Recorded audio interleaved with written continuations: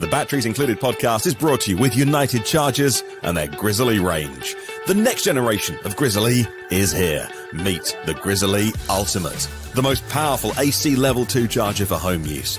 With a maximum current of 80 amps, that's 19.2 kilowatts. Your vehicle could be charged up to twice as fast as a standard Level 2 and up to 15 times faster than a Level 1. And of course, it's Wi-Fi connected, so you can take control of your home charging, view stats, set a charging schedule, take part in demand response programs, and control your charger remotely. And that joins the lineup alongside the original Grizzly Classic. The Grizzly Duo, designed to charge two vehicles at the same time. The Grizzly Mini, a portable charging station. And the Grizzly Smart, a revolutionary smart EV charger. Those chargers can adjust the current from 16 amps up to 40 amps, that's 9.6 kilowatts.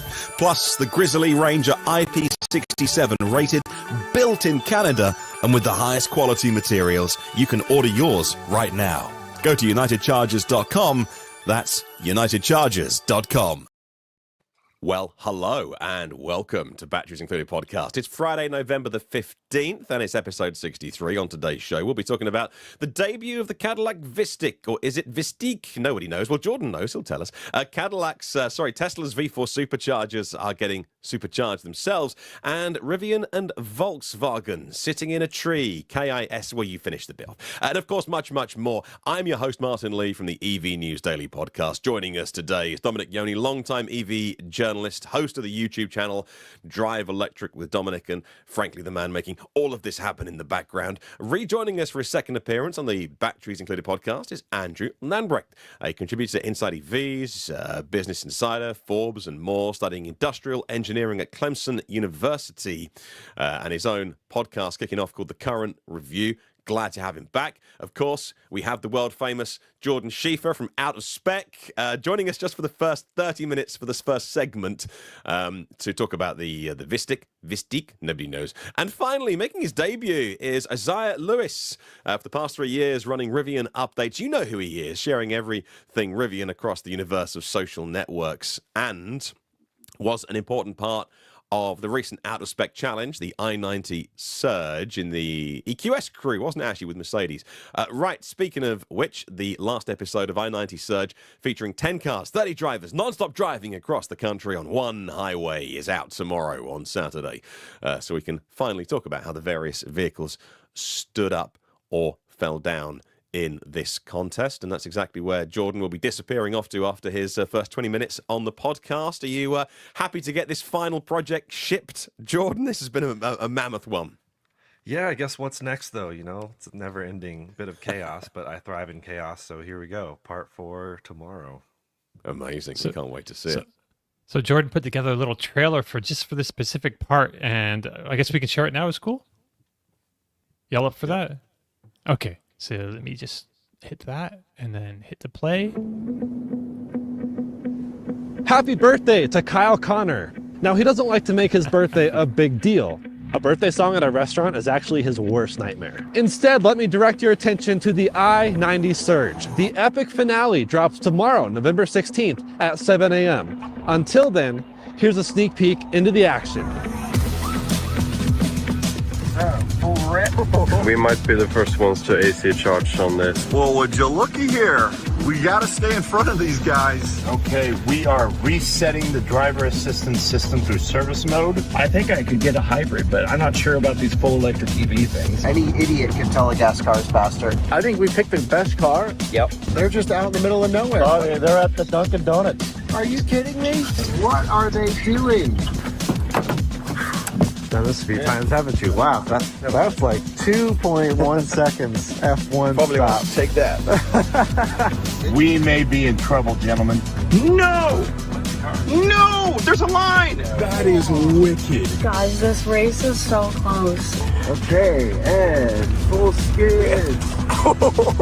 203, let's go, baby. 333! To the finish line we go. Andreas's favorite thing is overpasses. The European mind cannot comprehend. No mistakes. No mistakes. All right, foot is on the floor, and we are doing 28 miles an hour with a slight uphill, losing speed. Hazards are on. Almost the last charger, maybe? I think we're all ready for this to be over. I feel good. I feel like we could do this again. It's not like we're in a rush.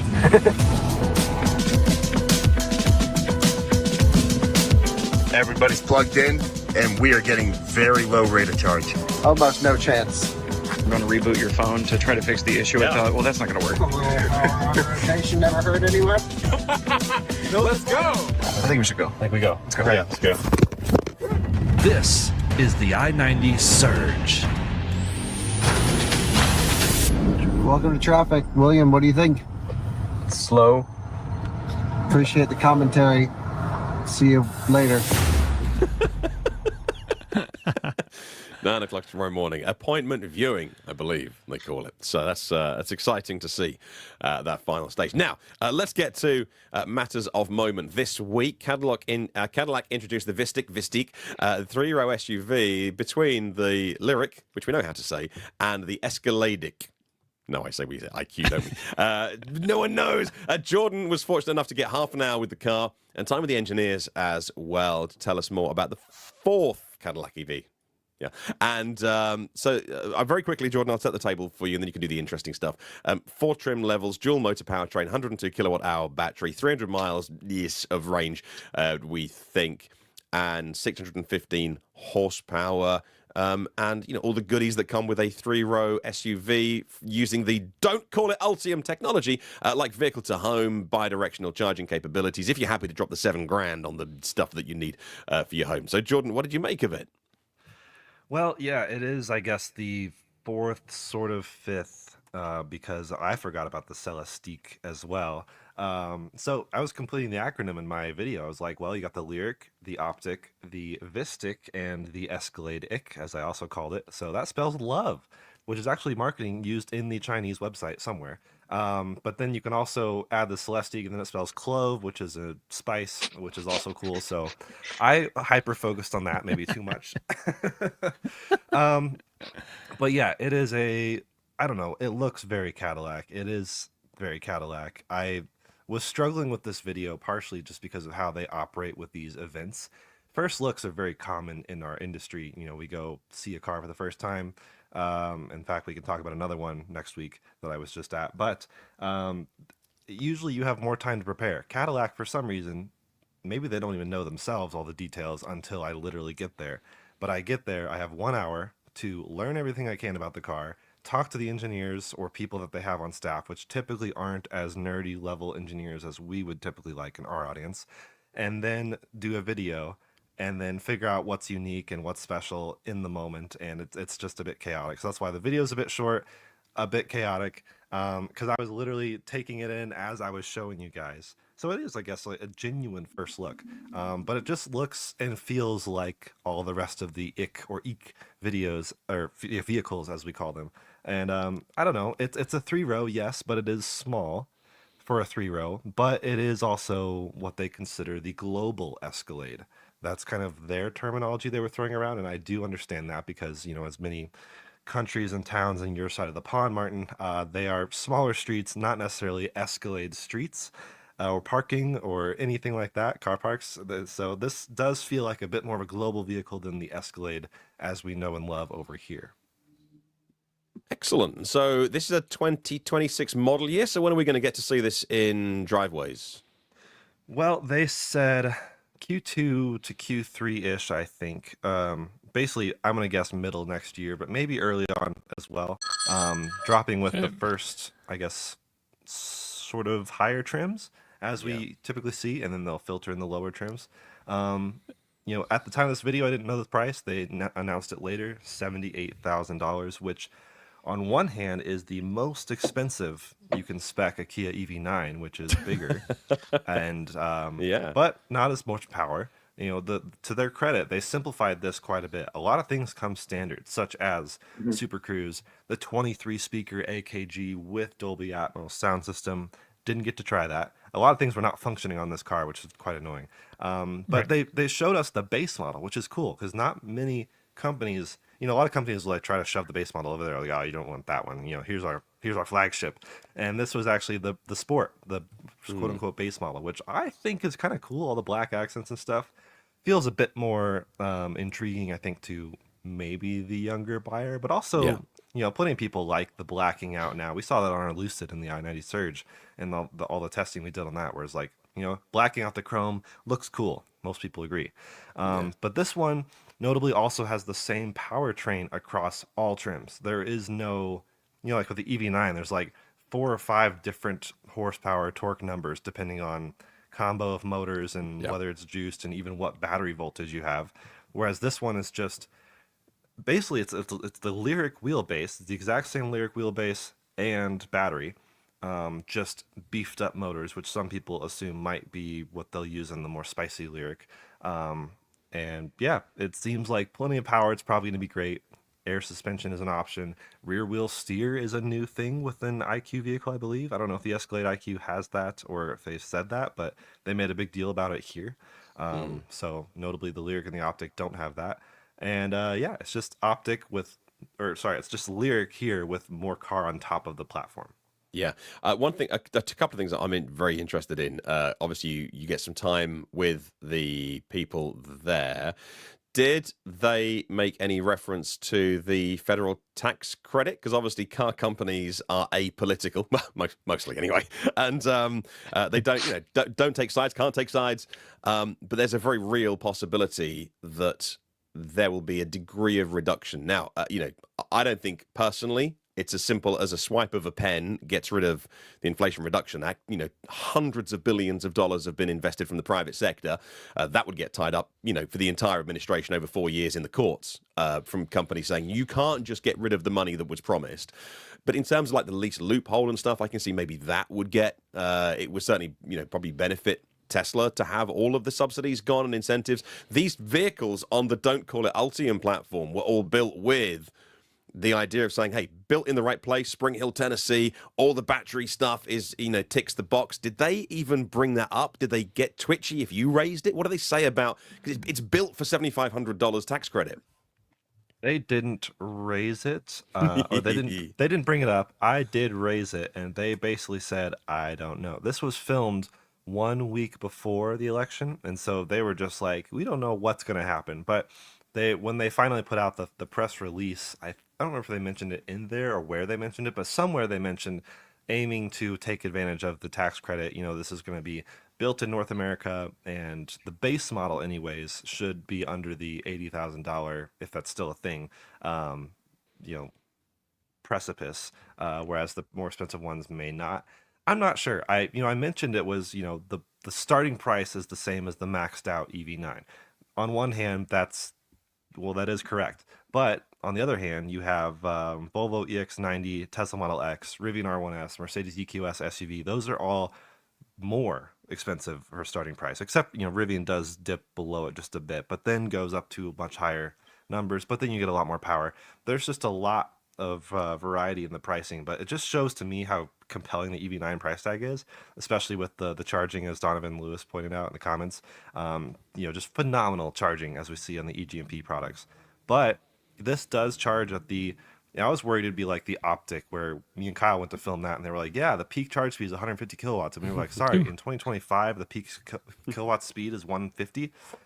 This one at least peaks at 190, but that's still not class leading in any form or fashion. Well, of course, we'll see what the charging curve is, but I don't know. That I'm intrigued. There's a lot of nitpicks I have on this. I don't know if you want to get into that now, but it's just little things like all the capacitive buttons on the steering wheel. I'm almost bored of complaining about it, but it's like I feel like everyone I talk to really doesn't like those, and I just touched it and it was just like fingerprint city on the steering wheel. They're hard to operate.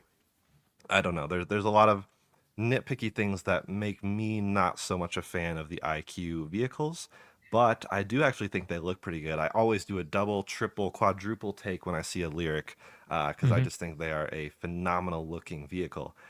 This thing has presence, of course, but we'll see how well it sells whenever it does come out. I mean, a lot of things will be out at that time. Notably, it's not shipping with NACS, even though it will have adapter capabilities, at launch.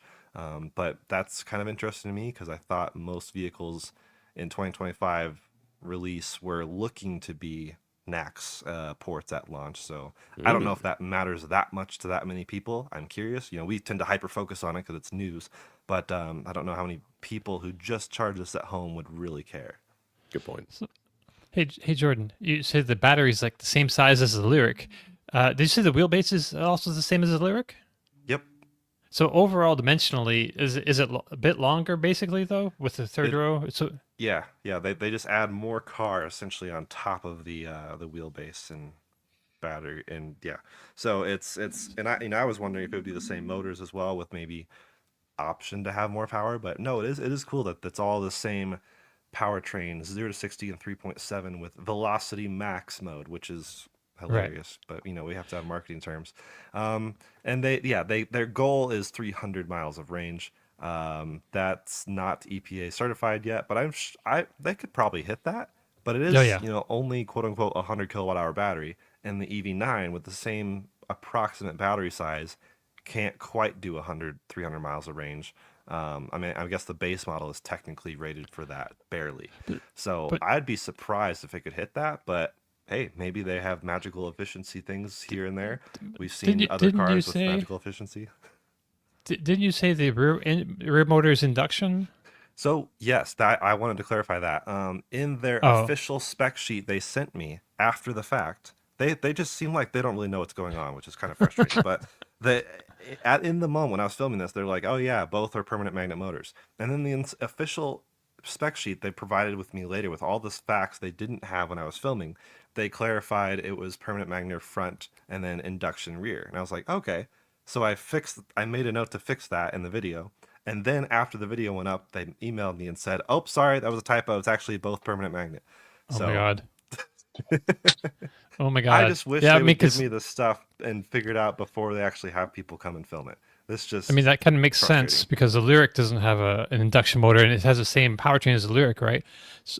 So I think different motors because they are much more powerful, but maybe they're just cranked to 11. I'm not really sure. Right. So I don't know. What do you guys think of this, Andrew? Yeah, no, I think this is a really interesting value proposition because I like this car because you have all the features like the AKG audio system. I think Super Cruise, is that correct? Also on the base model, and ventilated seats, like all these nice features that you get as standard, which is really nice because a lot of cars like the Polestar, you got to pay extra for all that stuff. Except I think Polestar comes with like the Pilot pack as standard, but you still got to pay extra if you want like nicer seats, all that stuff, better audio system. And in this car, you get all that as standard and a 615 horsepower powertrain. So it is definitely a premium over a lot of these other high-end electric 3-row SUVs or even just 2-row SUVs. But I think you're getting a lot for the value, and it's a pretty interesting product. Obviously, the charging isn't so notable, but I don't know. Overall, I think it's a pretty interesting vehicle. And it's probably going to be one of these cars that in 2 years you can probably get for, $30,000-$40,000 range. So maybe then it'll be a really good buy. But I mean, at least for now, I think it's I'm pretty impressed with it. I think it's pretty exciting. Yeah, I think it's a bargain for a lot of family. A lot of families need a car like this in the stable. They don't necessarily road trip them, and so they don't care about the DC fast charging. And as we've all proven, even if this only does 250 miles of range, that's still plenty for your daily city driving. And even occasional trips into wherever you're going, mountains or farmland or anywhere, off the beaten path a little bit. Standard all-wheel drive. I hope this sells well, honestly. It does just feel like, big but less big, but still American SUV. And I'm excited intrigued to see how well it sells in other markets as well. Being the global car that it is, how global will it be as far as success? I guess time will tell next year. And maybe that's why they're not necessarily rushing the NAC situation anyways, because this is not a North American exclusive car anyways. Hey Isaiah, this is a 3-row like the Rivian R1S. Obviously, very different kind of vibes going on with this. But have you had a chance to look at this? Yeah, I'm glad Jordan mentioned the global market because I think in terms of the price point and where it's placed in Cadillac's lineup, I thought this was weirdly placed. Definitely in terms of like sizing, I could probably compare this closest to the Cadillac XT6 in terms of size and stature. However, the XT6 is so much less. But when you look at it from a global, standpoint where the Escalade isn't, a global market vehicle, I could definitely see this standing out. And I think this will sell really well elsewhere. In terms of like competition with something, other 3-row SUVs like the R1S, I think it's right in line with that. I mean, we see Jordan in the back seat here, and it looks a little cramped, but I don't think that this vehicle is going to advertise for people that are looking to utilize all 3 rows, all the time. When I speak to R1S owners, they often have many children and they're using all 3 rows all the time. And so, I think this will sell well. But I wouldn't say they're in the exact like head to head.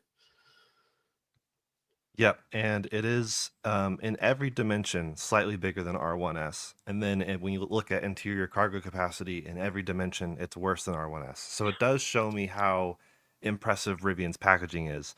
But then even, the car I could talk about next week is even better. But this is not the most efficient use of space, I would say. But I also think there's a lot of people who are Cadillac customers who will just buy this anyways. Maybe they've held on to an XT6 or XT5 or whatever they've had, and they're like, okay, I can't wait for this daily to go electric, because I don't know. I literally don't know anyone with a gas Cadillac SUV. I know they're popular enough, but I think this Cadillac to me feels like all these like quote unquote premium brands just feels like they need to have the electrification. Although interestingly, Cadillac with their V series, everything else, like those are the fun, spicy combustion things. I hope both exist in parallel. And, I was hoping this would be like maybe they would tease like a wagon or something, like bring a CTS V wagon electrified and just have all of our hearts. But of course, I don't think that would sell super well. So they're just going to stick with as many SUVs as they can possibly build at the moment type of thing. Excellent. Well, thank you for your time. You can now get back to your premiere timeline that melts your eyeballs for the final i90 video. Or is it finished and posted and scheduled? It's almost finished. I've got a few more hours left to do, I think. But yeah, down to the wire as usual. And I'll see you guys on the i90 Surge tomorrow morning. When's Kyle's actual birthday? Today. Oh, it is actually today? Yep. Oh, okay. Yep. It'd be terrible if people send him a message. I didn't tell him I was making that teaser, so we'll see what he says. He'll love it. All right. Sure. Cheers, everyone. Almost as good as being Jordan. Thanks a lot. Happy birthday at restaurant. I know. Thanks. Yeah. Thanks, Jordan. Thank you. That's really interesting, and it's fantastic to have Jordan for the time that we can get him. And goes back to editing heaven that I'm sure he is in. Right. Let's get into another big bit of news this week, which is Rivian and Volkswagen, which is why it's great to have Isaiah on the show today from Rivian Updates, because this is someone who lives in Rivian world, and so can give us a really good insight into at least the Rivian side of it as well. Let me set the table again like I did with the Cadillac, and then I'll let you guys take it away. Rivian and Volkswagen Group on Wednesday, 2 days ago, launched their groundbreaking joint venture. So it's called Rivian and VW Group Technology LLC, 50-50 partnership. It's a significant milestone for both companies, I think. Either ends of the scale, the established automaker and the young upstart, as much as RJ's been doing Rivian for over 10 years, but it's still an upstart in terms of the modern vehicles they are making. Total deal size $5.8 billion US, which is up on the initial amount. We'll get into that. The collaboration will leverage the strengths of both companies to fix each other's weaknesses. And they say it'll drive innovation, scale, and cost efficiency. RJ emphasizing the importance, saying, and I quote, "Today's finalization of our joint venture with Volkswagen Group marks an important step forward in helping transition the world to electric vehicles. We're thrilled to see our technology being integrated in vehicles outside of Rivian, and we're excited for the future." Now, it's going to be led by somebody that we've featured on the podcast before, which is their Chief Software Officer, I think is his kind of new title, at least at Rivian anyway, and that's Wasim Ben Said. And Rivian getting a lot out of this, not just the money, but the access to all the things that Volkswagen have learned over the years, but equally Volkswagen having to unlearn a lot as well. One of the downfalls of their previous CEO, I think one of the contributory factors at least was the failure of Cariad, their big software department. Cariad's not going anywhere, by the way. They'll still look after VWOS and over-the-air updates and selling subscription services and stuff like that. And even Cariad employees will move across to this new joint venture. Some of them, I think 100 of them. But this is very much, an admission from Volkswagen that, we got that wrong and we're trying to fix it. And so $1 billion invested already. And then there's some other benchmarks they have to hit to get the rest of the money invested, to get that intellectual property, the IP, into that joint venture. And so, but Rivian getting access to the scale, Volkswagen getting access to that startup mentality, and the zonal architecture, which is the future of Rivian's vehicles. So I think I've set the table enough. There's loads to get into. What it means for future Rivians, what it means for future Volkswagen, Scout, and all that kind of stuff we'll get into. Isaiah, what was your take when you finally saw this signed and sealed, if you like? What were your main takeaways?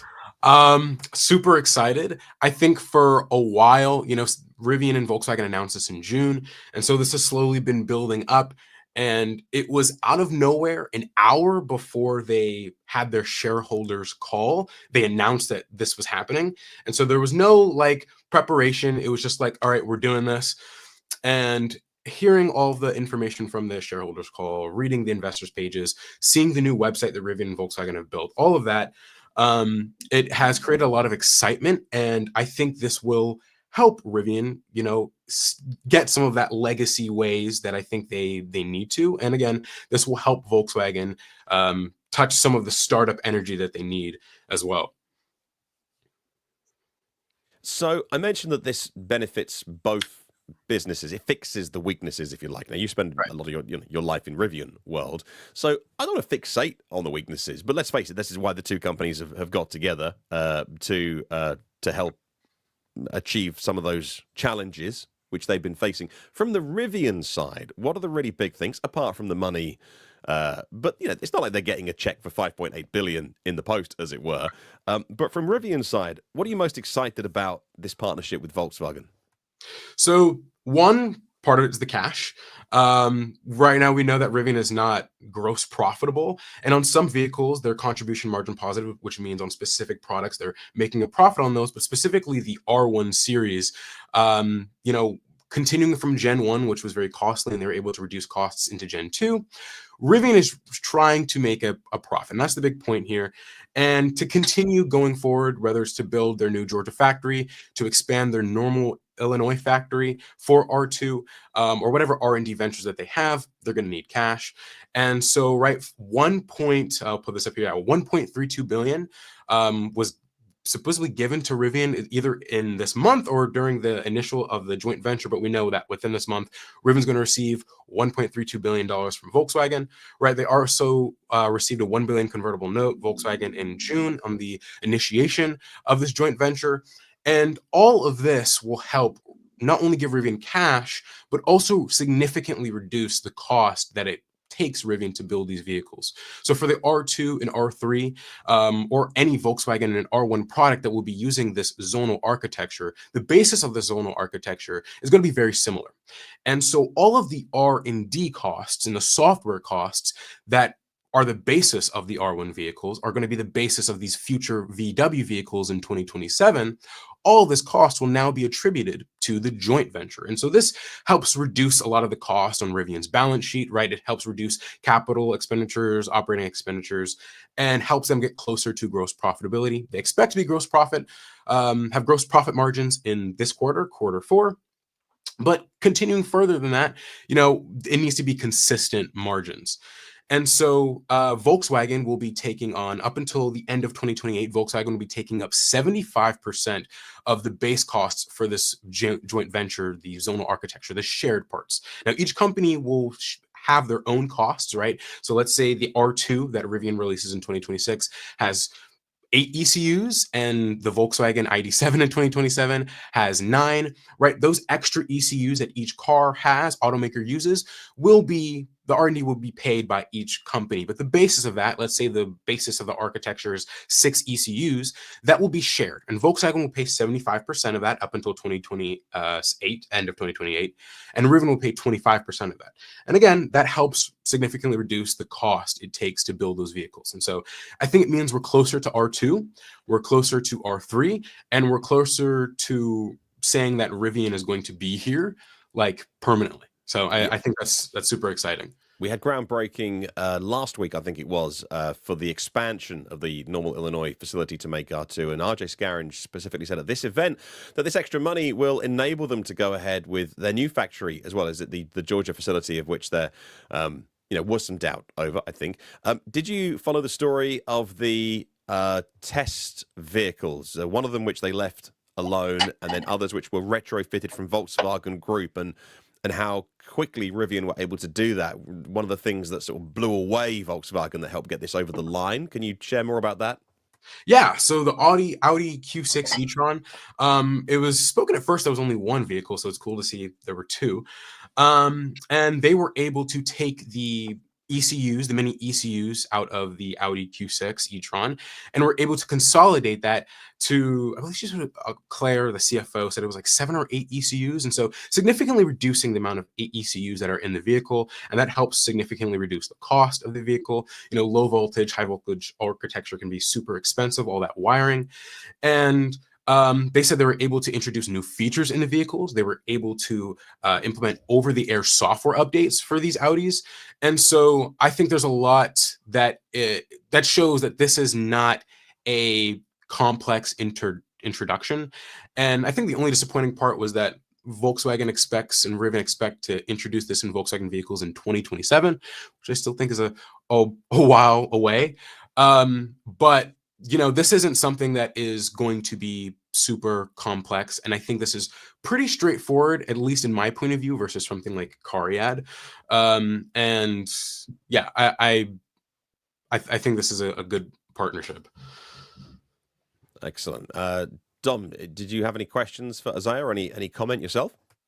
So I was kind of curious. They mentioned, so they're going to have like a bunch of different locations. They're starting, it's going to be based in Palo Alto, I think, for now, but there's 3 more sites under development. Isaiah, do you know what's going on at the other sites? The other sites, specifically, what do you, sites of? Sites of the joint venture.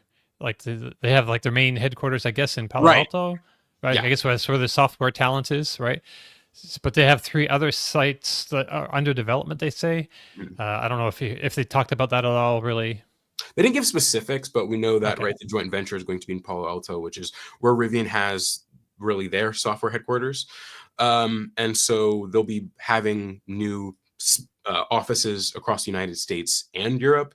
And of course, that'll bring talent across from both companies and both teams, and 2 pools of people that can help with this joint venture. And Andrew, you join us from an industrial engineering background and perspective, which is your current academia. The focus on software-defined vehicles generally, in terms of the move to EVs and advanced electrical architectures, that's a key part of this joint venture. The tech innovation enables both companies to offer vehicles that can do over-the-air updates, advanced automated driving systems for the life cycle value of those vehicles. And really changes the way that Volkswagen's gone about their business, really. Andrew, what are your thoughts on the Rivian Volkswagen thing? Yeah, sure. So I actually haven't experienced a Rivian recently, but I've seen the videos of the new software, and it just looks so impressive. Just the graphics, the fluidity of the screen, all that stuff. Obviously, that's a UI, but then when you get in like Volkswagen, because I've driven like an ID4, not too recently, but in the last couple of years, and it was just like, what am I using? This is like there was definitely a need to have much better software in the vehicles. And it just seems to be such a difficult point for automakers to get to software-defined vehicles. Because I think especially when we see like Chevy Bolt EV, those cars were pretty fine, but they weren't really, it was just basically a normal car with decent computers on there. But then when you get to like the Blazer EV, you could see that there were so many issues that Chevy had early on. I think this was early last year or late last year, 2023 for sure. And it was just very difficult for GM as a legacy automaker to have a software-defined vehicle. So I think it's really interesting. I'm excited for this partnership, and yeah, I think it's definitely going to be very exciting to see, for this solidifying the future of Rivian, and also for the fact that Volkswagens will have software that's usable. Oh, one other thing I was curious about, Isaiah, if you have a moment. The amount of money involved in this deal was increased from $5 billion to $5.8 billion. Do you know what the $800 million is for? So there's like a huge breakdown of how this money is separated. So there are additional like premiums. So if Rivian hits certain gross profit milestones, so that's 2 quarters and 2 quarters within the future that they are profitable, they'll get additional funding. And so there are smaller things like that, like an extra $250 million here, an extra $250 here. But it's a lot much of a bigger breakdown. So it's, in the past, we were told, right, it was $5 billion in total, $1 billion convertible note, $1 billion in licensing and equity, $1 billion investment in 2025, $1 billion investment in 2026. And some extra money there, but it didn't give us a real specific breakdown. And now this is introduced here up these couple days. We're actually seeing the breakdown of how this is, separated and how much money Rivian is getting. And so that's where we're seeing this additional 0.8, this $800 million added. Cool. That's interesting. Big chunk of change. Yeah. And in terms of, Rivian's, from your perspective, from Rivian's ability to bring the R2, and in many ways at that event, the R3 got a lot of attention, but really we should focus on the R2. How much of this announcement of this joint venture changes what Rivian would have been able to do already? Because I've seen some people in the comments today saying that Volkswagen get almost more. They spend some money, but they get more out of this deal. In terms of actual making the vehicles, apart from the cash, like I say, which is it's more serious, more complex than just getting a check in the post. Does this significantly change the R2 trajectory, or at least the ability to make those vehicles? You mentioned a profit. What do you think? I would say now with the joint venture, there's more talent that's going to be focused on the basis of the zonal architecture. However, I would actually agree with this notion that Volkswagen is getting more out of it. In a sense, Rivian is now going to be introduced to a higher scale automaker, right? There's a lot of information and wisdom that comes with that. And they're getting some money as well, but Volkswagen is really getting the brunt of this. I think it truly just builds more confidence in what R2 will be and that it will come out. However, I don't think that this wildly changes, what R2 would have been. Now, again, a lot of the costs for this, right? So suppliers are a big thing. This is something that Rivian has talked about many times. The initial costs for R2 was like $300,000 a vehicle. Of course, that comes with ramping and so forth and operating costs. But a lot of the Rivian's expenses had to do with suppliers. And Rivian is a small car maker, right? We've seen what happens, Fisker, Canoo, companies kind of just going under. And if you're a supplier, you're investing hundreds of millions of dollars in infrastructure, in supplies, in making parts for this business. You have to make sure that this business that you're building it for is going to still be here in the next 6 months. And so with this, right, suppliers are able to have more confidence in Rivian, right? They're being co-signed by Volkswagen, giant company, connections with many suppliers, and Rivian's able to say, hey, all right, you got to give us a better deal here, right? We know there's some premium added on because maybe we're not as, you don't trust in us as much. And so it helps reduce the costs to build R2. It helps increase margins. And again, the basis of the zonal architecture, a lot of the costs will be removed from Rivian's R&D. And again, this just helps them grow as a company. Remind me of the stories. I'm trying to think of an example to add context to what you just said for our viewers and listeners. Remind me of the story recently where Rivian unfortunately missed some of their targets because of a simple mistake in ordering from a supplier. Is that right? Yeah. So most automakers often for key components have two suppliers, two or more suppliers. They're not getting all of their equipment from one supplier, because if you were getting a key component of your vehicle from one supplier, and that supplier fails to provide, or in this case, right, a lack of communication, then you literally can't produce any more vehicles. And so what happened is the Enduro motor, that's the motor that Rivian uses for their dual motor vehicles, what happened is this copper winding that goes in the motor, that's used for the Enduro motor, there was some miscommunication with the supplier, and they didn't have enough of them. And so what ended up happening is they could only produce enough. They only had enough copper windings for their Ascend motors, and those are the motors that we see also some single motor, right, Rivian. So the EDV also has one Enduro motor, the R1 has two. And so because the EDV and the tri-motor Rivians have one Enduro motor, and the dual motor Rivians have two Enduro motors, that means they're able to build two tris and two EDVs for every single, right, two for every one dual motor. And with that, right, the tri-motor is higher average sale price. The EDV is really only being sold to Amazon at this point. And so you're seeing lower deliveries, right? The options for inventory are lower.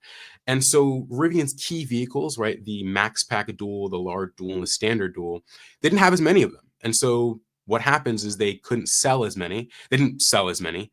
And that just affected their balance sheet as a whole. It significantly affected their balance sheet. They went from $33,000 a loss of vehicle in quarter two. It's like $39,000-$40,000 in quarter three. And most of that, when you do the math, is just based on the fact that they did not deliver enough vehicles. And that's just miscommunication with suppliers. And so I'm hoping with R2, right, Rivian sees this mistake. Hey, we don't want one supplier for one key component. You're able to negotiate better with suppliers. And a lot of times suppliers will reject automakers. And so you have to imagine maybe Rivian was only getting a good deal from this certain supplier. And so they stuck with this one supplier. And hopefully with R2, right, this Volkswagen deal, they have more credibility. They're able to have access to more suppliers who are able to offer them better deals. And in turn, we're not going to see this issue where there's a miscommunication of copper windings, that totally affect the balance sheet and how many vehicles that you're delivering and producing. This is an easy mistake that Rivian made. Yeah, because with all respect, Rivian's a small car company at the moment.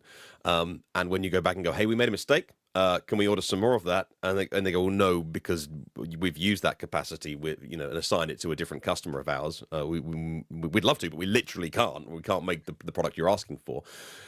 If it's Volkswagen making the call, and maybe they supply Porsches and Audis, and maybe they're using a supplier for the Volkswagen group, and you call up and go, hey, we made a mistake, and we'd like some more widgets, please. And they go, you know what, we'll call the other customer and say, there's going to be a delay on your order because... I'm oversimplifying it and tongue slightly in cheek, but trying to add that context for our listeners and viewers to say, actually, this is a really big deal for Rivian because, again, no disrespect, they are a small car company. And a lot of these supply deals with the suppliers were done before they even launched R1 vehicles. And so they're coming out at the end of those deals or rewriting those contracts at a time when, I don't know when they would have been done, but you try and cast your mind back into...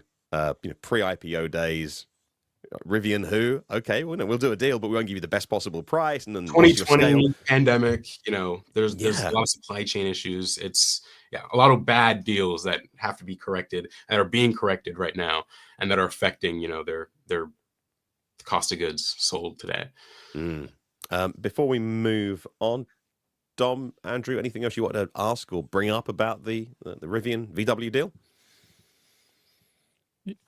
I had someone mentioned had some questions earlier in the comments. Someone asked if maybe the new Scout is building a new big factory and they're going to have a ton of capacity.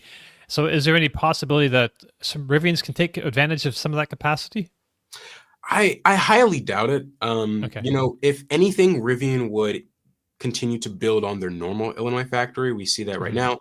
They're attaching a whole nother body line and paint shop to their normal Illinois factory to make room for R2. They have actually a plot of land behind 2 new distribution centers they're building across the street to help for R2, that they'll have room for another body shop line. And so I think it's highly unlikely. Right now, from what we've seen, Rivian applied for a loan from the Department of Energy for their Georgia factory. And it seems they'd actually be starting construction well into 2026, would be done well into 2028. And that's a while from now. And, you know, I think me especially, I actually like R3 more than R2. That's what I want. I want R3, not even R3X, just R3. And that would be coming out of the Georgia factory. However, I think from a manufacturing, a time perspective, I feel like it'd be a lot of time wasted, you know, having it built in Scout, South Carolina factory. You know, Rivian has to build it in Georgia. I believe they have until 2030. They have to have a set amount of employees and revenue spent for them to access additional money for this factory, as well as get a tax break from the state of Georgia. And so a lot is riding on Rivian building in Georgia, and I think they want to focus on that. Cool. Okay. Dom, anything else from you before we talk about something else? So yeah, so the whole thing is, I guess the idea behind that question was just how much crossover could this possibly produce? Like how much, like, so they're in bed together with this JV. Could it lead to other synergistic opportunities, like selling? Someone mentioned in the comments, selling Rivian vehicles at Volkswagen dealers in Europe. Is that, you know, could this kind of deal lead to something like that? But I don't know if there's any answer to that at this point. Not at this time. We haven't heard much about anything more than Rivian's software and zonal architecture, but I do think it opens a lot of doors for Rivian and Volkswagen to collaborate more on other vehicles and other projects. You know, whether it's Scout using Rivian motors, or, you know, sharing a certain battery cell structure between Volkswagen and Rivian vehicles. I'm sure there's a lot can that be talked about and, you know, shared between the companies. It seems that the relationship has significantly progressed, but not at this time. I don't think we would see, you know, Rivian vehicles sold out of Volkswagen dealerships. Not yet. We haven't heard much. So I won't comment on that. Finally, then, go ahead. I was just gonna say, well, one thing I'd like to see is like Rivian get some battery engineering from Porsche, basically. Like, so you're familiar with the Porsche Taycan, and that thing charges like a monster. It discharges like a monster. And I feel like batteries like Rivian's weak point, really, you know, so I just like to see I think that'd be a great place, I don't know, for more crossover work. I would love to see that. I think in my mind, like a Porsche Taycan, the driving performance, the charging performance, it's increasingly getting better with range. We see in the newer model year, all that with Rivian software, that is like awesome vehicle. And so I think Rivian already has a lot of that done. If they can now get a lot of the charging and performance there, then it would be like, oh, these are such solid vehicles. Yeah. This week on the official Rivian channel, they put out a video narrated by RJ Scaringe, an animated video, which was almost an essay to the planet to talk about how important his motivation for making sustainable transport a reality. You obviously you saw that. What were your thoughts on that as in a big week for Rivian, choosing this week to lean into that at a time, again, adding general context? I think a lot of people got very interested in Tesla when Elon Musk was writing master plans and talking about, you know, ultimately we want to move the world to sustainable transport. We want to get many people driving EVs, and if that means Tesla's not the biggest company, my job will be done if we get the planet towards clean green transport. His position's moved over time. I think we'll see with this new administration, if they get rid of the consumer help to buy electric vehicles, which would probably benefit Tesla the most, then ultimately that unfortunately harms the US EV industry. Doesn't make it irrelevant. It just means that you guys are going to slow down you'll move slower than China, slower than Europe. We'll crack on at our breakneck speed, and the US will be a little bit slower. Which many feel, well, hang on, that's all well and good, but your new political leanings, we won't get into that too much. Kind of at odds. You a bit more self-interested now, as it were. RJ very much coming out this week in that old vein of Elon, but it's something that Mr. Musk lent into quite a lot. But this is true RJ. He has always felt like this. He talks about his history with growing up loving the automobile, having a bedroom full of oily bits, but also realizing this wasn't sustainable forever. And how do you reconcile those two things? And he talks very openly about that, about being someone who's vegan, who loves going hiking with his 3 boys in the forest, and as a time to connect, as dads pick up from school, we all do that. And how was your day? Fine. Who'd you play with? Yeah, I don't know. Like, you get nothing from your kids, but then you go for a hike or a bike ride, and they open up and say, he talks about the connection with nature. I thought it was really interesting that Rivian leaned very heavily into that, but through the CEO and RJ. What did you make of that this week, Isaiah? Yeah, I mean, RJ is literally a vegan bicyclist environmentalist. Like, I think he lives that. He speaks that. And, I think this is very on brand for things that Rivian has said in the past, and the ethos that Rivian carries, as well as their care for nature and adventure. To be totally honest, I have never really strictly looked at EVs as like an environmental thing. And so I look, it's kind of off topic, but I kind of look at electric transportation as like the last point that we should be focusing on when it comes to focusing on sustainable energy and removing CO2 from the planet. That being like public transportation and things like that. And so for me, this really didn't hit as hard, I'll be totally honest, but I thought it really spoke a lot. And Rivian, even more going with this video, they even released a study talking about what people wanted to see in for their future, and it showed that most people don't care really about the economy or politics or more of the nuanced things that we think about when it comes to our future. They care about the planet. They care about the cleanliness of the planet. They care about their children's freedoms to be able to explore and see the green parts of this world. And I think that's true for most people. I love nature. I love being outside, and I want to protect this planet. And, sustainable transportation is a big part of that. And I thought this video was awesome. Yeah, I agree. And respect to them for leaning into that through his voice, which we're showing it on screen for our viewers who watch the YouTube version of this.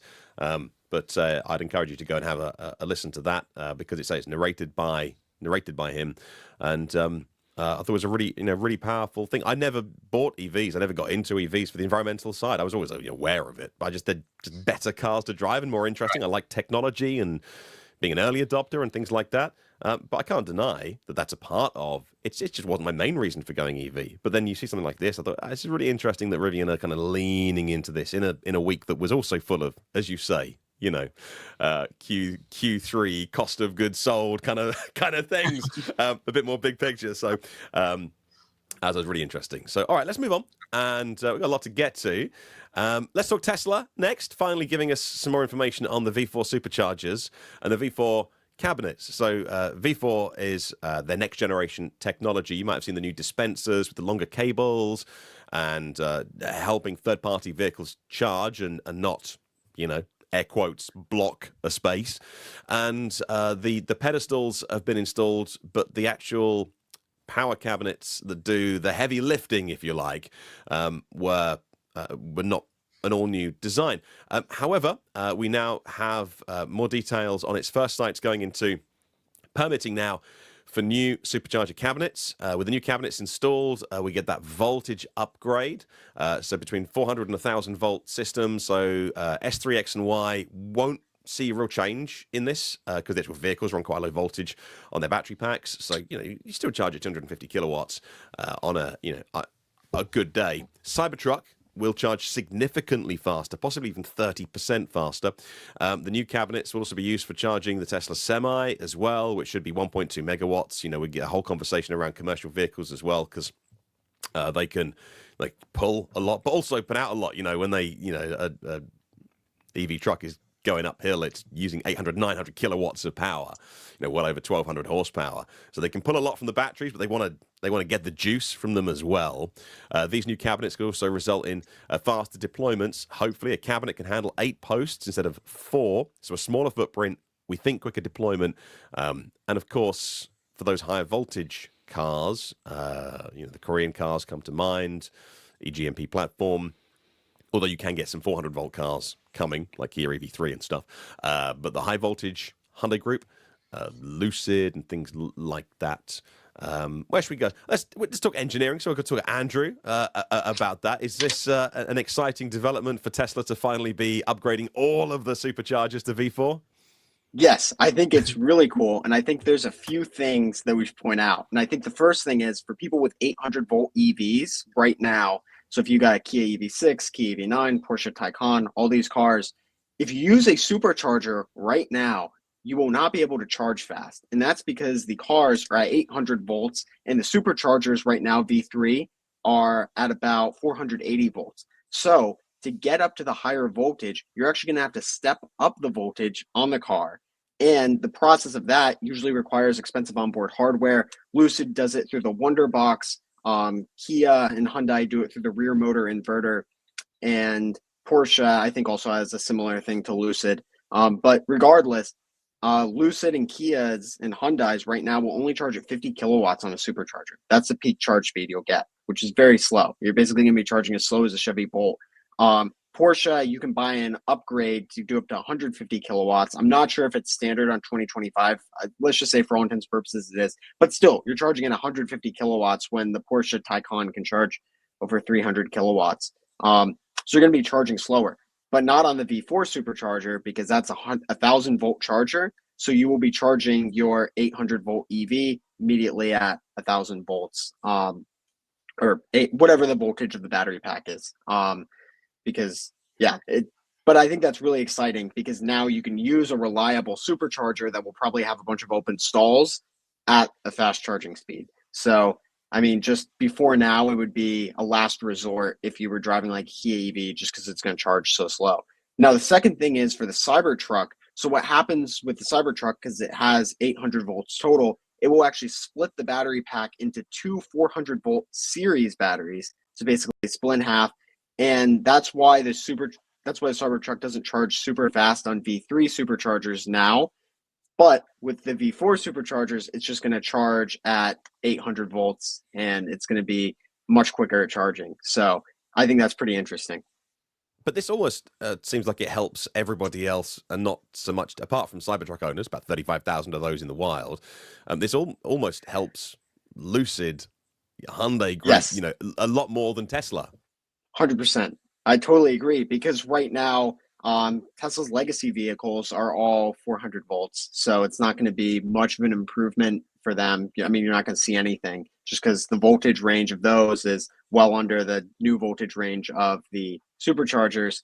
But I think regardless, just having more superchargers available helps everyone regardless of the car too. So I think it's just going to be exciting to have more charge points, more accessibility in terms of that. And obviously, for anyone, you're going to be presented with a charger that is going to be most likely functional, which is really nice. Dom, I know that you saw this story this week, and I haven't read up on it yet. Was this for new sites, or was it for upgrading existing sites, or were they didn't specify? I didn't really see a specification. Okay. I don't know. They looked at my notes here. It gives a heads up. It's going I'd like to the first sites are going into the permitting now. Some big new sites coming with Tesla Superchargers. What's the one in California? 168 stalls? Or is it 198? It's a number like that. You would think they would build that with the new stuff now. That would be nice, because it would be super frustrating to have that stuck at the 3.5 speeds for a bunch of years while they, upgrade all the rest of because they're always putting in new sites. So the new sites will for sure next year. So they're doing the permitting already. So the first sites with the V4 fast superchargers will happen in 2025. So yeah, I don't know if that's fast enough or if that big site in California is the one. But I think they were going to do a big one in Florida as well, right? I didn't see that one, but I saw the big one. It's quite a while they were talking about it. Then I'm not sure if it went away or because then they were talking about it. Then the whole supercharger firing thing happened, and then so I don't know what the status of that project is at the moment. But yeah, it's kind of great to see though, because this means like for vehicles that can charge faster than 250 watts that have access to the supercharger network, which is pretty much all of them next year. This is going to help just for one, give people a place to charge, and also when they do charge at these places, they'll charge faster, so the throughput for each individual station will be shorter. Will be increased, and so more people can take advantage of this site in a given day. KV asking, do you guys think Juniper, which is the code name, official or not, I don't know, but of the new Model Y will hit 500 kilowatts? No, it won't hit 500 kilowatts. Will it have a better charge curve? It might do. We see some battery stories flying around with Tesla lately.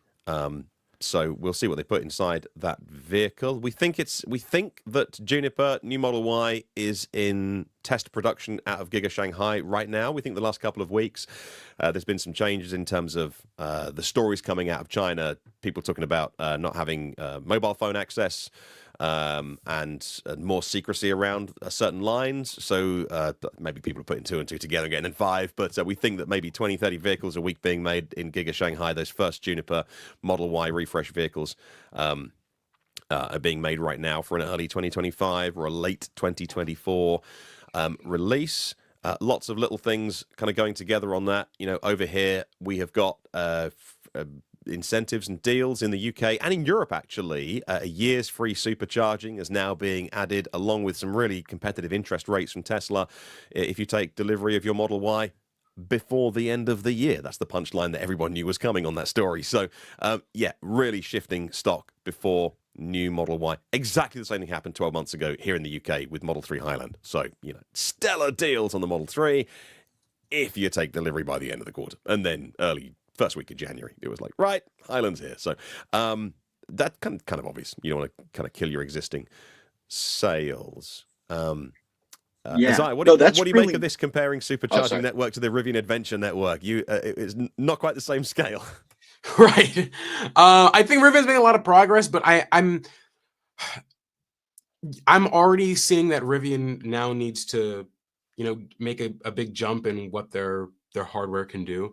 Right now, Rivian is in, I would say, more of a transitionary phase. And so later this year, it's expected that Rivian's going to open the Rivian Adventure Network for, non-Rivian vehicles. Right now, it's locked to only Rivian vehicles.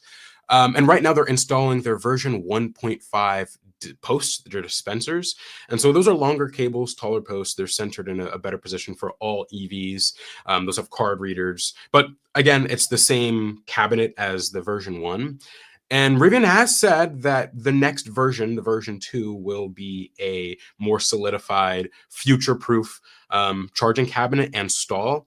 And so when will that be? Not sure, but I love seeing that Rivian is already kind of jumping on this. Tesla's already jumping on this. And, this doesn't affect Rivian as much, So I have Rivian vehicles, 400 volts, we're max at 220. So this is like nice story, but hopefully R2 will have 800 volts. And that's where this will be like a good push for them. Absolutely.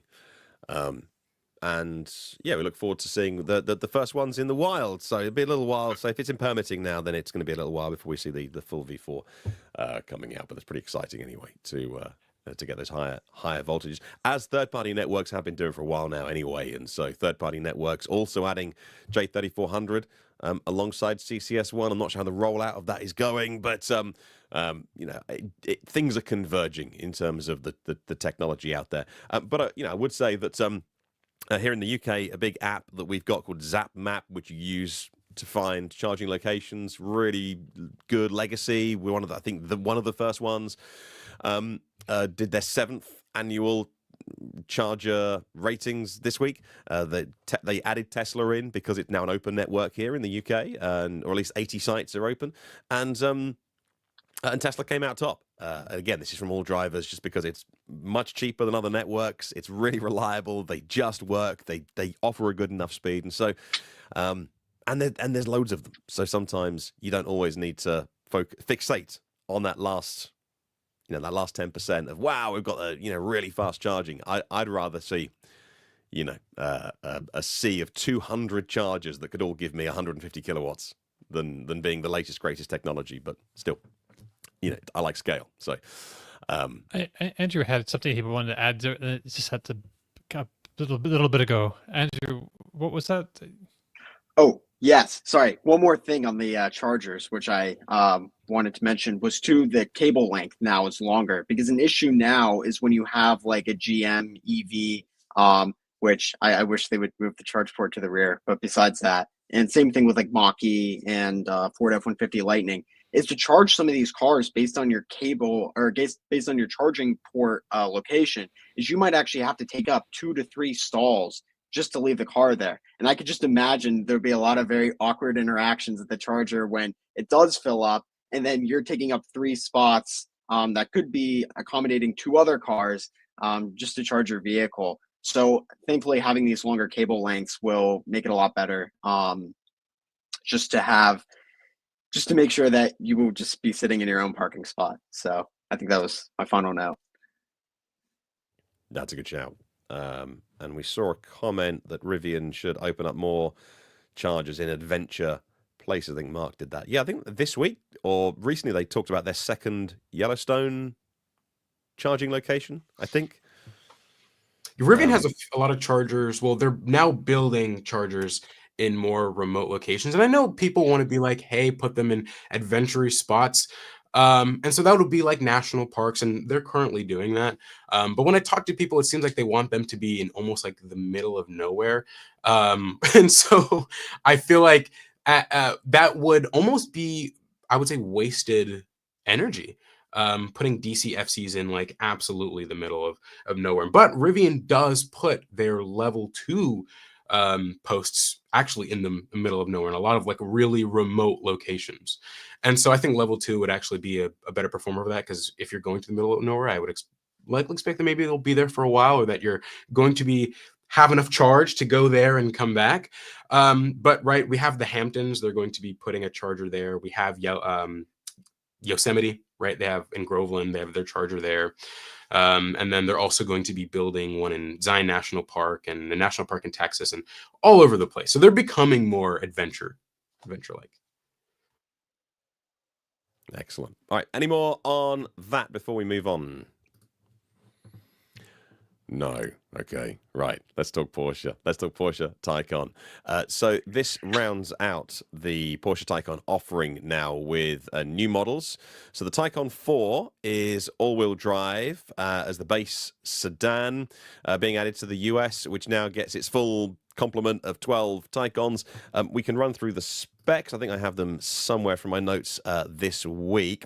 They also added the Taycan GTS, as well as the base Taycan 4. The Taycan GTS is the performance-focused model, now offered in a wagon version as well. And as you know, they call the wagon Sport Turismo, but doesn't GTS stand for Grand Turismo Sport? So is it just me being nitpicky when I noticed that they're calling the car the Gran Turismo Sport Turismo? Maybe it's just me. Porsche fans, tell me if I'm wrong. But either all way, you are. It's all you, Martin. you know what? It's they call the cars the turbo, and no one cares. I don't care. Call it what you want. And so yeah, full 12 variants on sale for 2025 model year. The GTS gets its power boost over the outgoing one, 107 more horsepower, so 690 horsepower using launch control. So 0 to 60 miles an hour, 3.1 seconds. That's 100 kph in 3.3 seconds, I think. 0.4 faster than the 2024 model year. And the push to pass feature gives you that 100 horsepower for 10 seconds. You get all the goodness with the GTS spec as well. The Taycan 4 starts at $105,000, and the entry level GTS sedan starts at 150. GTS Sport Turismo is 152,000. So Dom, I presume you'll be heading down to your Porsche dealership to order a couple of these right after the show. Yeah, I'm going beat the queues. I'm going for the refresh, but the GT. Actually, I'm not sure if that's out there yet. Is it the like the expensive one, the $250,000 one? Yeah, I don't know. Yeah. Turbo. Actually, the Turbo S sedan from 24 is $209,000. Man, that's these prices are crazy. Yeah, here we go. Turbo GT sedan, $230,000. Yeah, that's what I'm going to pick up. Not with the Vistiq package. I don't need the Vistiq package. That would be overkill, I think. For you. I know, right? I mean, yeah. I mean, not that you're carrying around too many passengers, so you could just go for the 2 front seats. Right. Maybe pick up one of each and see which you prefer. It's interesting to see like Porsche throwing so much at this Taycan, though. You know, like really giving it a lot of trim levels, a lot of different variations, and you know, because it doesn't feel like just like an afterthought. Oh, we make this electric EV as well. You know, they're really kind of leaning into it, especially with like new Macan and other things coming. But yeah, it's just kind of nice to see that. I'm not sure if it's paying off for them really well, but I don't know what their sales are. I'm not really up to date on what their sales are right now, but I know it's how many $100,000 sports cars can you really sell? Yeah. Right, and it's significantly different to the Macan as well. It's not like they're using the same. We heard from Jordan earlier with Lyric and Vistiq, and similar technology. The Macan and the Taycan are actually quite different, and in many ways, Taycan is better. The new generation's got faster charging. Still doesn't beat the latest, greatest coming out of China. Not that we get access to any of that stuff, like the Li Mega 9 people carrier thing that is this 4, 5, 6C charge rates. Well, we can't get anyway, so there's no point talking about it. But it is just about the best of the best that's out there on the passenger car market outside of China. And it's crazy what Porsche are doing. As you say, if some of that knowledge transfer moves its way across. People talk about Volkswagen, and they do fixate on obviously the brand Volkswagen, and it is not being mean. The software's not the best, and that is being fixed. But certainly around the group, and I don't know how siloed those bits of knowledge are at such a sprawling car maker, but Volkswagen Group have got so many skills that, again, could help Rivian, going back to our earlier story. In the comments, Michael saying, I feel like 800 volt is overhyped. I agree with the person that said they'd rather see more handles, as in chargers. An extra, 2 minutes is fine to chill. Yeah, but that's, we're here to obsess and sweat the small stuff. So, but you're absolutely right. We do talk about peak charge rates, and Tom's obviously not here this week because he's on a secret mission. I'm not sure we can talk about what he's doing. Did he tell us live on air? I can't remember whether he told us or when we were off air. Well, I won't say what he's doing anyway. Yeah, just in case. Speaking of secret missions, just thinking of next week, he'll be back next week. And I think we should probably say at this time too, I think we should have somebody from Scout Motors coming on next week for a little bit at the top of the show. So that's something to also look forward to. If you're interested, Scout have been amazing with us, actually. They said, who do you want on? We said, can we have the CEO, please? They said, well, we'll ask. So, but Scout we'll see how that works out. We'll see who we get. Yeah, we asked for the top guy. You've got to go big, right? So right. You've got to try, and Scout have been amazing with us and answering questions, and we were saying, can we have somebody on to come and talk about Scout and what you can and can't talk about. Now that obviously the Rivian stuff and the joint partnership, we know that'll end up in Scout vehicles. Lots to ask about that. Lots to ask about if they can tell us the split in terms of what the ordering is, how many people want the range extender, and how much they can disclose on that or not, and how much they want to talk about, but also just the company philosophy and where they are, and it's almost a long way off, but it'll be here in the blink of an eye, and at least in automotive world, and how they're progressing. So let's hope that comes off. If it's next week, hopefully it will be next week when Tom is back. That would be fantastic.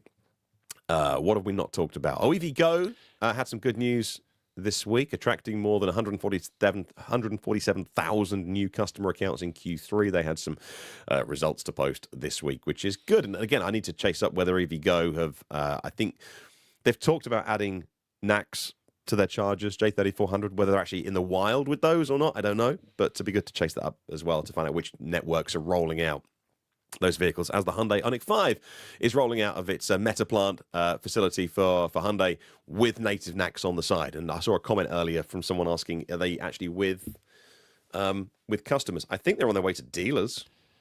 Yeah, they should be on the way to dealers. I believe. Whether they're actually in driveways yet or not, I've seen nothing. No one's making YouTube videos yet. But I got my new Hyundai Ioniq 5. It's got NACS on the side, but they're in production. So there we go. Simon says, I haven't heard anything from Andrew yet. Sorry, yeah, we do dominate the conversation. We're delighted to have Andrew on. Sorry, Andrew. I feel like I've been talking a lot. Oh, we don't mean to exclude anyone. Let's talk about vehicles entering the US and Canadian markets then. And we'll let Andrew give us his thoughts on that. BYD said they want to enter the Canadian market, but Canada following the US lead with 100% tariffs on cars made in China. Not Chinese EVs, obviously, but anything. Volvo's not particularly seen as a Chinese brand, but the EX30, which was going to be made in China, and some of them were, and imported to China. So if you've seen it on dealer lots, go and get one. Canadian listeners, because they're very good cars, the EX30. Software sorted, and if they were imported before 1st of October, I think you avoid the tariffs. But BYD, it's got the EX30 now made in Ghent in Belgium, and they'll be imported. But BYD, so they had to put those plans on hold. They want to enter the Canadian market. They just can't with 100% tariffs.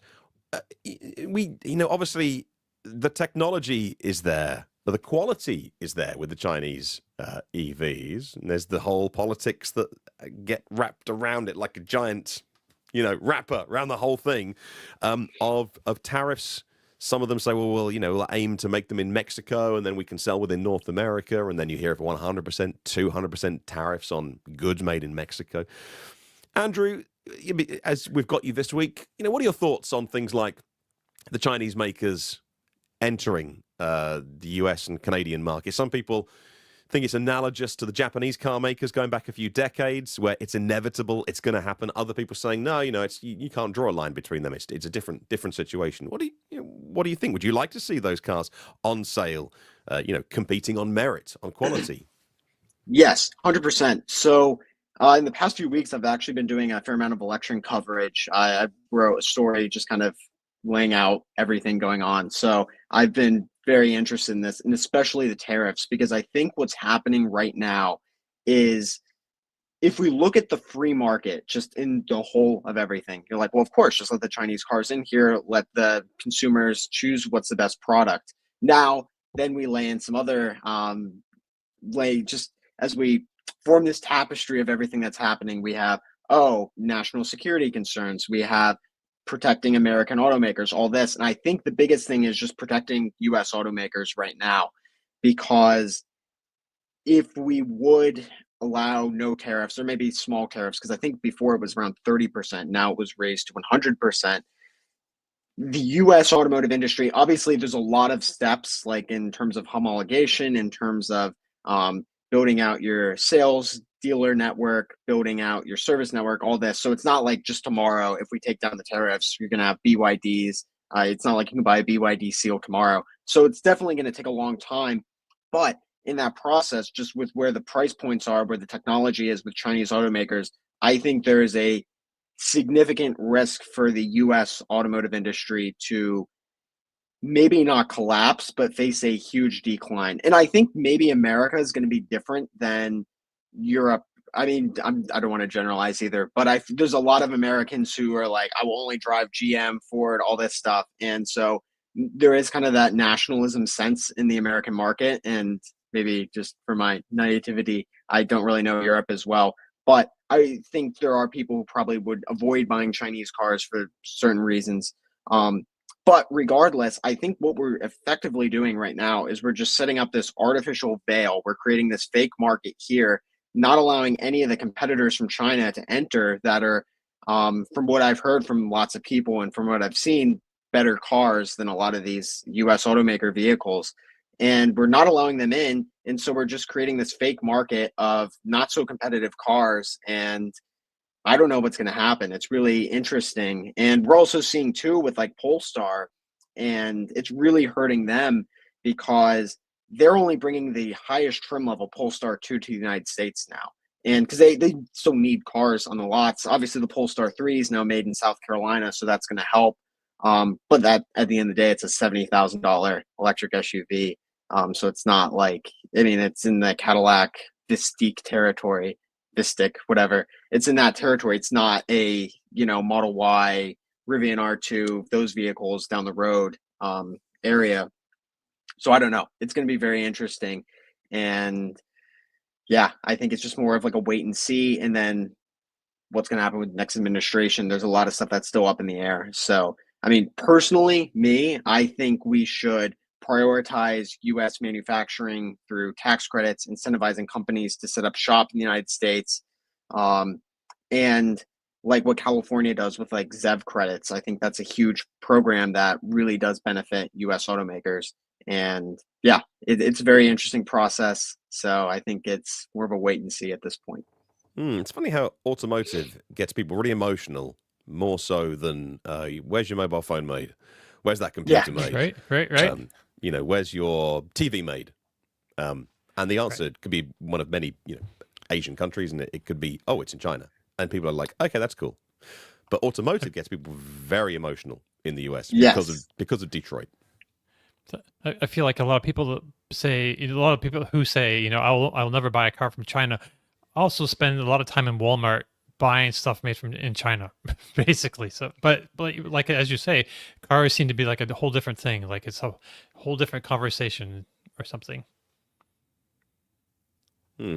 That's interesting. I think it'd be worth having a look at some of the sales stuff that came out yesterday. Let me find my notes from yesterday's podcast. So here is, and this is what I mentioned earlier about be really fascinating to see what happens. We'll finish off on this. What happens with the United States and your EV industry, because I'm fully aware that there is a proportion of your population in the US who are relatively insular and just don't care what happens in the rest of the world. Like, I don't want a passport. I'm never traveling internationally. I don't care. And there's a huge amount of people who are, aren't like that and are very interested in international affairs. But those people should be reminded, in terms of the advance of technology, that the world is not going to stop. If the US wants to slow walk the next 4 years on electric vehicles, it is going to hurt the US industry. There's no doubt about it. The Detroit car makers have spent a fortune on EVs. So if you slow walk your way in the next 4 years, there's massive investments going to hurt. But last month in October, fully electric vehicles and plug-in hybrids, so anything with a plug socket on the side, was up 35% globally. Global EV sales, 35% up on the same month last year. Europe was up, second consecutive month of growth in Europe. You've gone through a dip where growth slowed down, and that it's back now. But the driving force was China alone, recording 1.2 million vehicles, 1.2 million EVs in the month of October alone. And so China's not going to slow down. So you can say, well, we're going to take away tariffs, or incentives. And I saw somebody say earlier, why does Martin say that it benefits Tesla to get rid of the $7,500 federal tax credit? Because they're so good at making EVs. Their cost of goods sold is lower than everybody else. Tesla don't need that tax credit to sell their vehicles, because their vehicles are really good and well priced already. In many ways, the $7,500 is. It mostly advantages their competition. So of course they're happy to see it go away. Yeah. It's like the icing on the cake for them. But if it went away for Tesla, you can still get a really good car from Tesla at a really good price. And it hobbles the competition. Yeah, I mean, even in 2020, when Tesla lost tax credit, Tesla was still the dominant force in EVs without the tax credit because people were just buying them because they're just cool cars. But I think now the tax credit has more of an effect because that was previously you buy the car, then come tax season, you get $7,500 off your taxes if you owe over $7,500 in your taxes. But now it's just $7,500 off the price of the car. So it's very interesting. But I do totally agree that it does. Tesla could live without it, but like GM, it definitely plays more of a role. But then again, I mean, we saw like Chevy Bolt sales were still really fine without the tax credit. So I don't know. It's interesting. And there's still a lot of consumers that don't really know about the tax credit. So it's a very complex situation, but I do agree that will benefit Tesla more, but then also, or than other EV automakers. But still, if you're like, there's still a lot of people who might be cross-shopping hybrids and EVs or internal combustion engine EV. Maybe you want like just a high-end sedan. So you're looking at, or sorry, high-end, sedan. So maybe like Cadillac CT4 or Tesla Model 3 or something like that. And the tax credit with Tesla will definitely assist in the price. I feel like the tax credit is more important to Tesla now than it was a few years ago, but they probably they might not understand that or might not realize that because there's a whole lot more and better competition now. And to be frank, Tesla is really kind of falling behind with our vehicles. They're not really class leading in a lot of aspects right now. I mean, the refreshed Model 3 I think is great, but everything else is I have a hard time recommending it. Yeah, especially with like eGMP cars because they're doing really well. Better charging, which is crazy. Like you just wouldn't have think that like 5 years ago that Hyundai and Kia would be dominating it in the charging sector and stuff like that. So it's very interesting for sure. So we talked about the episode 4 of the I-90 Surge. So that was a race across the country. It's a lot of that depends, the position of the cars depends on charging abilities and strategies. So we'll see tomorrow actually how like the different Tesla vehicles compare against the other vehicles that are out there now. And I think people will be surprised by some of the results. Yeah. And different ways to stimulate markets. So here in the UK, we did we had a budget recently, and we followed the Norway model, which was not to make EVs cheaper, but to make petrol cars more expensive. So our Chancellor, Rachel Reeves, she doubled the tax on combustion cars. So we have an annual road tax, if you like. We don't go to get our license plates or whatever, our stickers, whatever. But you have to pay once a year. It's called vehicle excise duty, but we call it road tax. How much is that? And well, for EVs it's free, but it goes to £190 next year from the new tax year. But it doubles for combustion cars. So if you have a more polluting vehicle, like and a larger vehicle as well, like I say, a Range Rover, that's going to be £5,000 a year, which is what, $8,000, $7,500, $8,000. Yikes! So you've really got to want that Range Rover. Like it's $2,500 at the minute, and that's a lot. But that goes to $5,600, I think. So what about plug-in hybrids? And so plug-in hybrids also got penalised. Interesting. Because I know that in Europe, there's a lot of like you can get the Range Rover, like all the plug-in hybrid versions of that you can't really get here. So interesting. Yeah. So they just released some really compelling. The Volkswagen Group had the A3 and the slightly raised version of that, whatever it's called. But also in all of the VW Group vehicles, there's a new sort of powertrain with a 25 kilowatt hour gross battery, DC fast charging on a plug-in hybrid, 50 kilowatt DC fast charging. It'll do 88, 90 miles, all electric range. For most people, if they charge overnight, you go several days without having to charge again, let alone ever turning on the combustion engine. It's a very good, very compelling plug-in hybrid powertrain, and yet they just got dinged massively on tax. So we followed the Norway model, which is don't make EVs cheaper, but tax pollution. And at the beginning of the year, we set a target of all the car makers had to hit about 22%, give or take. About 22% of the cars they sell had to be zero emission. And at the beginning of the year, many of the car makers, look at Ford, before they had the Explorer and the Capri on sale, had the Mustang Mach-E, and that's it. At the beginning of the year, they were all throwing their toys out the prams, and we can't hit 22% EVs. You know, I think it's a £16,000 per vehicle fine if you don't hit that, which is huge fines for the car makers. Europe's doing something similar. The EU, rather, is doing something next year with CO2 emissions. And now what are we in? November? Average EV sales in the UK? It's about 22%. So, and you could say, well, they've dialed back their diesel and petrol sales to get the balance right, but also they've just been offering loads, like the Stellantis group particularly, your Peugeots and Citroens, which got tons. We've got tons of choice here that you don't have. And they're probably all gonna hit the mandate. We don't call it that, but it's like that. So different ways of doing it. You don't have to have a $7,500 federal tax credit if that gets taken away in the US. I'm just saying there's other ways that you could get an EV future. Yeah, it's interesting. And so we're gonna, we'll do it here in EU. The world will move on. Fascinating to see what the US does. Lots of conjecture. Nobody knows, of course, but it's fun to talk about, isn't it? So that's our hour and a half. Hey, Martin, before we go, can I just mention this one story? Please do. So, like almost a year ago now, or 8 months ago, I think, I went to the Drift X thing in, where was that? Abu Dhabi. And we had some different interviews with eVTOL makers, like 3 different ones. But one specific one was the Chinese maker Ehang, which is the weirdest name, Ehang. But they just had a little video out today. They've had their first prototype eVTOL, like flying car thing, or not really car, but little mini helicopter. They doubled their flight time basically with using solid state batteries. So basically, solid state batteries that we've all been waiting for are now actually in something. It's not a car right now, but I think they're from this company called. It's also based in Shenzhen, which is a technology advanced kind of more part of China. There's a lot of money and investment in technology in that area in Shenzhen. And so the company is called INX Energy Technology.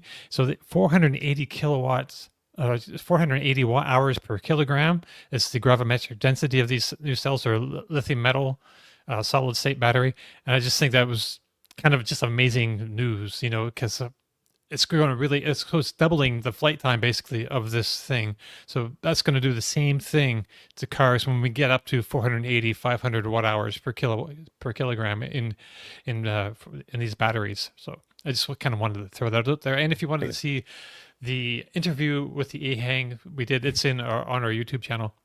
You can go back in time, and the guy was great. If you want to go listen to what he's saying about that company. Excellent. Well, thank you for letting us know about that. And that's it. Right. Sorry.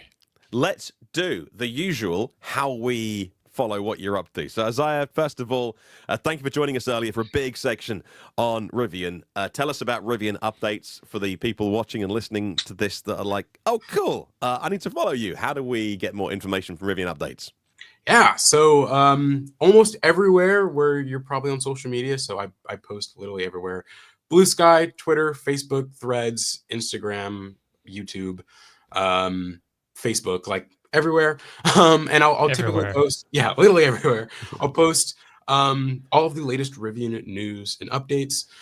There's a really big community and of people to follow, and I try to give my own perspective of spin on the news of what's happening. Lately been more focused on like the YouTube side of things, and so check my channel out. But I'm just a Rivian owner, big Rivian enthusiast. I've been following Rivian since 2018 during the unveil of the R1T and R1S. I think MKBHD made a video like 3-4 days after the unveils, and I was in love, and I've been following along forever. I had Rivian updates for 2 years before I actually owned a Rivian. Took delivery of my Rivian in May of this year. And so I've been loving the journey, love the company. Yeah. Good stuff. All right. And Andrew, what are you writing next? Any more commissions coming across your desk? What are you writing about and thinking about? Yes.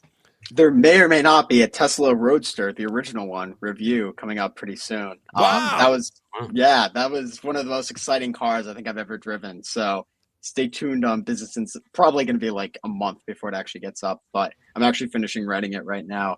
So that was kind of cool. But Yeah, I mainly just use LinkedIn, which is kind of nerdy, but my friends call me a LinkedIn influencer, which I don't like the term, but I just LinkedIn's my favorite platform. So yeah, probably there, because if I use other social medias, I would just be scrolling forever, and I still probably will on LinkedIn, but it's a little different. I just want to shout out Andrew. You have some really you've been doing for a little while now a series of these comparisons, EV comparisons, or sometimes EV with the gas versions too, actually, that you throw up on your LinkedIn. And I find those very fascinating and very interesting kind of cars that you pit against each other, you know, with the specs and prices and whatever angles you decide to use for that particular comparison. Oh, so thank you. I just have been enjoying that, so I wanted to mention it. Yeah. I appreciate that. Yeah, I literally have a Adobe, I'm not sure how to pronounce it, a file up, and I just change out the cars and stuff. Because I think it's interesting, because there's like a lot of cars that are very overpriced, like particularly like Mercedes EQE. It's like, it's a very expensive car, and it's like, well, you could also buy like, I don't know, maybe we could use the Rivian as an example. We could say you can buy a Rivian R1S for the same price as this Mercedes EQE, and it's like, it's worth considering the other options out there, because I think a lot of people just like buy for a brand, not necessarily for what they offer on paper, or sorry, what they offer and driving experience too. So yeah, definitely pretty interesting. Good stuff. Well, thank you as always for the comments as well. Finspin says here, Kyle's political views going off on Reddit yesterday. Oh no, what's he said? Oh no, is he winding up the Reddit community? He's probably just poking fun. Oh goodness knows, I don't know. Well, I'll go and check that out. I don't know what he said, but yeah, I think long-term viewers will probably guess that, you know, Kyle and Tom probably have similar views of some things, and Dominic and I are probably of a different political spectrum, and we're all best friends. I hark back to a simpler time when people with different political views could still be best friends, sometimes even family members. Shock horror, because then you get on and you have a real life and you put things behind you and it doesn't have to be a fight. But what a naive thing for me to say in 2024. So yeah, I'll go and check out Reddit and see what he said. That's our show for today before we get too giddy. If you have any questions or comments, you know, if you're listening to this in your ears on a dog walk or down the gym, the easiest place to do it is probably the YouTube show. So I love all of our audio-only listeners. The audience is about the same size for video and audio only, but I hate to say it, please do go to YouTube and use the comment section of that. It's probably just the easiest one central place, even if you're not a YouTuber. Go leave a comment or a question and we will follow it. That's just the one place that we all tend to coalesce around, rather than a kind of a social media channel. If you like the show, please, on YouTube, give us a thumbs up. It really helps out the algorithm and stuff like that. Gents, amazing to have you. Please come back. Your insights have been awesome this week. Tom will return next week. Maybe do Scout next week as well. We hope so anyway. Thank you so much for joining, and we'll see you again very soon. Hey, Tom, say ciao. Ciao.